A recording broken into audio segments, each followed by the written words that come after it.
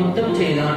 அப்பொழுது அவனுடைய வஸ்திரங்களின் வாசனையை மோந்து, இதோ என் குமாரனுடைய வாசனையை கர்த்தர் ஆசீர்வதித்த வயல்வெளியின் வாசனை போல் இருக்கிறது. என் குமாரனுடைய வாசனை கர்த்தர் ஆசீர்வதித்த